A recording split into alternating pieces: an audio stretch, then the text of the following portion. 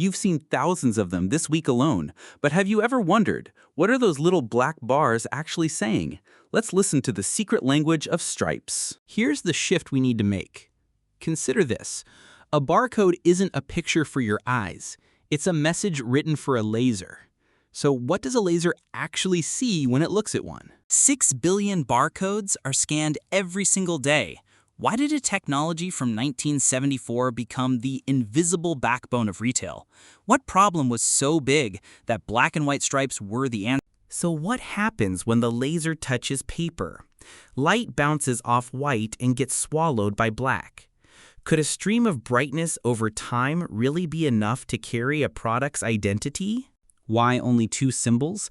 Because a photodiode can barely agree with itself about subtle shades, but it can absolutely tell light from dark.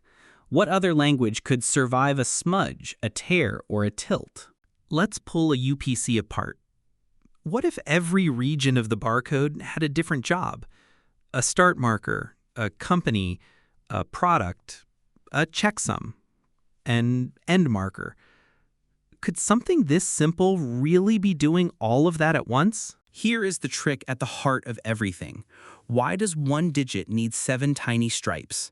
Because those 7 modules become a 7-bit code word. And with 4 black modules and 3 white, every digit gets its own unmistakable fingerprint. Consider this clever touch. What if you picked up the barcode upside down? How would the scanner know? By flipping the bits between the left and right halves, the code tells the scanner which way is up, every time.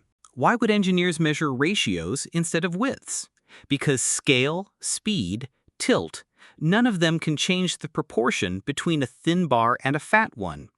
What else in your life has that kind of robustness built in? How does the scanner know where to start reading and where the 2 halves divide? Tiny 2-bar patterns called guards act like punctuation, commas and periods for a machine that can't see.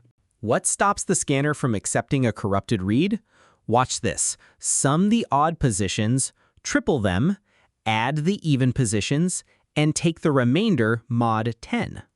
If even one digit is wrong, the arithmetic breaks, and the cashier hears that annoyed beep.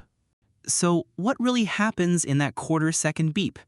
A laser sweeps, a sensor listens, wits become bits, bits become digits, and digits become a box of cornflakes. Could any simpler system have survived 50 years? Strip away the mystique and what's left. Timing and proportion, a clock and a ruler. Where else in the world might information be hiding inside something you've never looked twice at?